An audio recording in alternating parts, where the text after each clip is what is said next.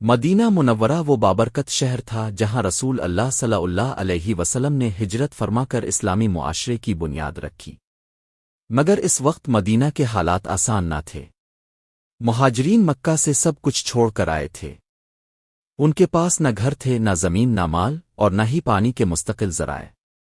انصار نے دل کھول کر مدد کی مگر وسائل محدود تھے۔ مدینہ میں پانی کی سب سے بڑی ضرورت تھی۔ شہر میں چند ہی کنویں تھے جن کا پانی میٹھا اور قابل استعمال تھا۔ ان میں سب سے مشہور کنواں روما تھا۔ یہ کنواں مدینہ کے ایک یہودی کے قبضے میں تھا۔ پانی اگرچہ اللہ کی نعمت تھا مگر اس کنویں کا مالک پانی بیچتا تھا۔ مسلمان اگر پانی لیتے تو قیمت ادا کرنی پڑتی، اور وہ قیمت بھی عام لوگوں کی پہنچ سے زیادہ ہوتی۔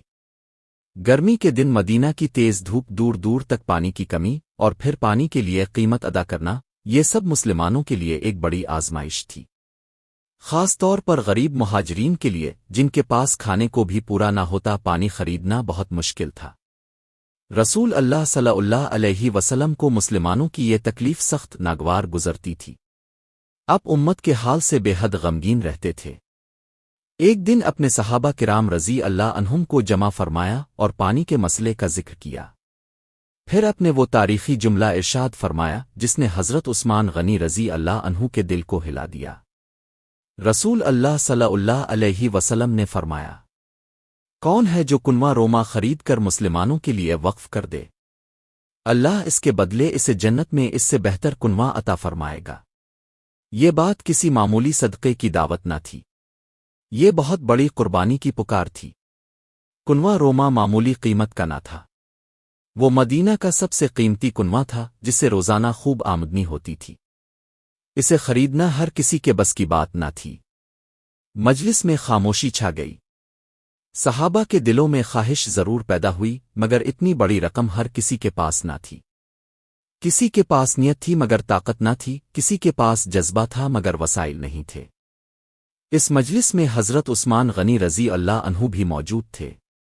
وہ خاموشی سے رسول اللہ کی بات سن رہے تھے، نہ کوئی سوال، نہ کوئی اعلان، نہ کوئی شور، مگر ان کے دل میں ایک طوفان برپا ہو چکا تھا۔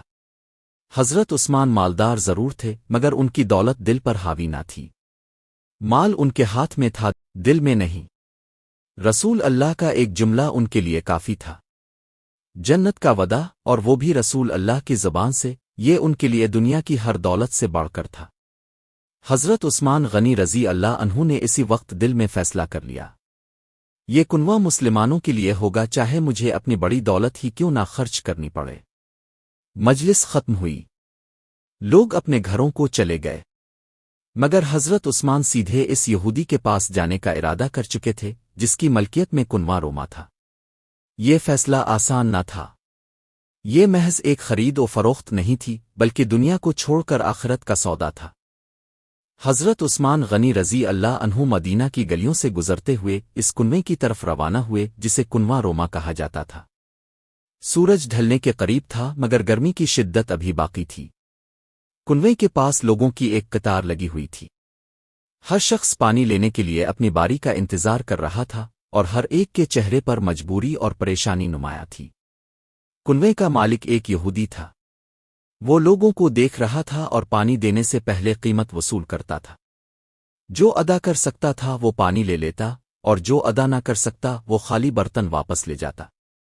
یہ منظر حضرت عثمان کے دل میں اتر گیا۔ انہوں نے کسی سے کچھ نہ کہا، نہ ہی کوئی شکو کیا، بس خاموشی سے سب کچھ دیکھتے رہے۔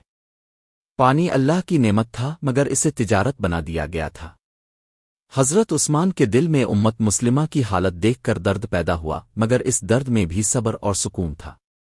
وہ جانتے تھے کہ یہ معاملہ غصے آسختی سے حل نہیں ہوگا بلکہ حکمت اور نرمی سے بات کرنی ہوگی۔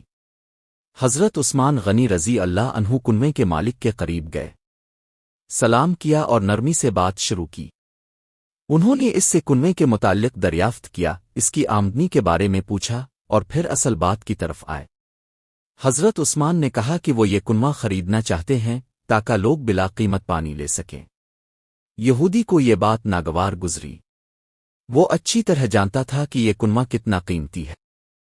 اس نے صاف لفظوں میں کہا کہ وہ پورا کنواں بیچنے کے لیے تیار نہیں ہے کیونکہ اس سے اسے روزانہ کی آمدنی حاصل ہوتی ہے۔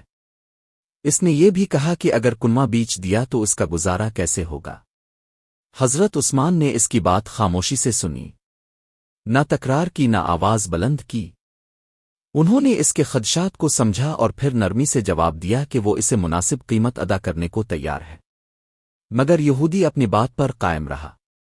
کچھ دیر کی گفتگو کے بعد یہودی نے ایک شرط رکھی۔ اس نے کہا کہ وہ پورا کنواں نہیں بیچے گا مگر آدھا کنواں بیچ سکتا ہے۔ اس کا مطلب یہ تھا کہ ایک دن پانی مسلمان استعمال کریں گے اور ایک دن وہ خود بیچے گا۔ یہ شرط عام حالات میں کسی فائدے کی نہ تھی۔ آدھا کنواں خریدنا بظاہر ایک ادھورا سودا تھا، مگر حضرت عثمان غنی رضی اللہ عنہ نے اس شرط پر غور کیا۔ انہوں نے مستقبل کی طرف دیکھا، دنیا کے فائدے کی بجائے مسلمانوں کی ضرورت کو سامنے رکھا۔ انہوں نے اس آدھے کنویں کے لیے بھی بہت بڑی رقم ادا کرنے پر آمادگی ظاہر کی۔ یہودی حیران رہ گیا۔ اس نے سوچا کہ آدھا کنواں بیچ کر بھی اسے پوری آمدنی ملتی رہے گی، اس لیے اس نے یہ سودا منظور کر لیا۔ حضرت عثمان نے اسی وقت مقررہ رقم ادا کر دی، کوئی کمی بیشی نہیں کی، کوئی تاخیر نہیں کی۔ معاملہ صاف اور واضح تھا۔ یوں کنواں روما کا نصف حصہ حضرت عثمان غنی رضی اللہ عنہ کی ملکیت میں آ گیا۔ جس دن مسلمانوں کا حصہ ہوتا حضرت عثمان اعلان کروا دیتے کہ آج پانی سب کے لیے مفت ہے، کوئی قیمت، کوئی شرط، کوئی پابندی نہیں۔ لوگ آتے، پانی بھرتے اور اللہ کا شکر ادا کرتے۔ غریب، امیر، مہاجر، انصاری سب برابر تھے۔ جب یہودی کا دن آتا تو اس دن لوگ کم آتے، اس کی آمدنی گھٹنے لگی، کیونکہ لوگ حضرت عثمان کے دن زیادہ پانی ذخیرہ کر لیتے تھے۔ یوں یہودی کو احساس ہونے لگا کہ یہ سودا اس کے لیے نقصان دہ ہوتا جا رہا ہے۔ حضرت عثمان غنی رضی اللہ عنہ یہ سب دیکھ رہے تھے، مگر نہ خوشی کا اظہار کرتے تھے اور نہ کسی پر دباؤ ڈالتے تھے۔ ان کا مقصد صرف اللہ کی رضا تھا، نہ کہ کسی کو نیچا دکھانا۔ یہودی اب سوچ میں پڑ گیا۔ وہ ہر دن حساب لگاتا اور دیکھتا کہ اس کی کمائی کم ہو رہی ہے۔ آخرکار اس کے دل میں ایک فیصلہ پختہ ہونے لگا۔ کچھ دن گزرے تو کنواں روما کے مالک یہودی نے واضح طور پر محسوس کر لیا کہ اب اس کی آمدنی پہلے جیسی نہیں رہی۔ جن دنوں کنواں حضرت عثمان غنی رضی اللہ عنہ کے حصے میں ہوتا، لوگ بلا روک ٹوک پانی لے جاتے، اور اگلے دن بھی پانی ذخیرہ ہونے کی وجہ سے کم ہی لوگ اس کے پاس آتے۔ وہ ہر دن حساب لگاتا اور دیکھتا کہ اس کا فائدہ گھٹ رہا ہے۔ یہ بات اب اس کے لیے قابل برداشت نہ رہی۔ اس نے سوچا کہ اگر یہی صورت حال رہی تو آدھا کنواں رکھنا بھی نقصان کا سودا بن جائے گا۔ چنانچہ اس نے حضرت عثمان غنی رضی اللہ عنہ سے دوبارہ بات کرنے کا فیصلہ کیا۔ ایک دن وہ خود حضرت عثمان کے پاس آیا۔ اس کے لہجے میں پہلے جیسی سختی نہ تھی۔ اس نے صاف لفظوں میں کہا کہ وہ کنواں روما کا باقی آدھا حصہ بھی بیچنا چاہتا ہے۔ حضرت عثمان نے اس کی بات خاموشی سے سنی، نہ خوشی کا اظہار کیا نہ جلدی دکھائی۔ انہوں نے اسے ٹھنڈے دل سے بیٹھنے کو کہا اور بات پوری کرنے دی۔ یہودی نے کنویں کی قیمت بتائی۔ وہ قیمت معمولی نہ تھی بلکہ بہت بڑی رقم تھی، مگر حضرت عثمان غنی رضی اللہ عنہ نے اس پر کوئی بحث نہ کی۔ انہوں نے جانتے بوجھتے ہوئے وہ قیمت قبول کر لی، کیونکہ ان کے سامنے مقصد دنیاوی فائدہ نہیں بلکہ مسلمانوں کی سہولت اور اللہ کی رضا تھی۔ حضرت عثمان نے پورا کنواں خرید لیا۔ رقم مکمل ادا کی، کسی قسم کی شرط نہ رکھی، کسی احسان کا اظہار نہ کیا۔ پھر اسی وقت یہ اعلان کر دیا کہ کنواں روما اب ہمیشہ کے لیے مسلمانوں کے لیے وقف ہے۔ اس کا پانی سب کے لیے مفت ہے، کوئی قیمت نہیں لی جائے گی اور کوئی روک ٹوک نہیں ہوگی۔ یہ اعلان مدینہ میں تیزی سے پھیل گیا۔ لوگ جوق در جوق کنویں پر آنے لگے۔ غریبوں کے چہرے کھل اٹھے، مسافروں کو سہولت ملی، مہاجرین کی پریشانی کم ہوئی اور انصار نے دل سے دعا دی۔ پانی جو زندگی کی بنیاد ہے، اب سب کے لیے آسان ہو گیا تھا۔ جب رسول اللہ صلی اللہ علیہ وسلم کو یہ خبر پہنچی تو اب بے حد خوش ہوئے۔ اپنے حضرت عثمان غنی رضی اللہ عنہ کے لیے دعا فرمائی اور ان کی سخاوت کو سراہا۔ آپ کا وہ وعدہ جو پہلے فرمایا گیا تھا اب حضرت عثمان کے حق میں روشن ہو چکا تھا۔ حضرت عثمان غنی رضی اللہ عنہ نے اس نیکی کو کبھی اپنی زبان سے بیان نہ کیا، نہ لوگوں کو بتایا کہ انہوں نے کتنی دولت خرچ کی، نہ کسی پر احسان جتلایا۔ وہ اس نیکی کو اللہ کے سپرد کر چکے تھے۔ وقت گزرتا گیا مگر کنواں روما مسلمانوں کے لیے نفع بخش رہا۔ کئی نسلوں نے اس کنویں سے پانی پیا۔ یہ ایک ایسا صدقہ جاریہ بن گیا جس کا اجر حضرت عثمان کو دنیا سے جانے کے بعد بھی ملتا رہا۔ یہ واقعہ ہمیں یہ سبق دیتا ہے کہ ایمان محض باتوں کا نام نہیں بلکہ قربانی، اثار اور اللہ پر کامل بھروسے کا نام ہے۔ حضرت عثمان غنی رضی اللہ عنہ نے یہ ثابت کر دیا کہ جب دل آخرت سے جڑ جائے تو دنیا کی بڑی سے بڑی دولت بھی چھوٹی لگتی ہے۔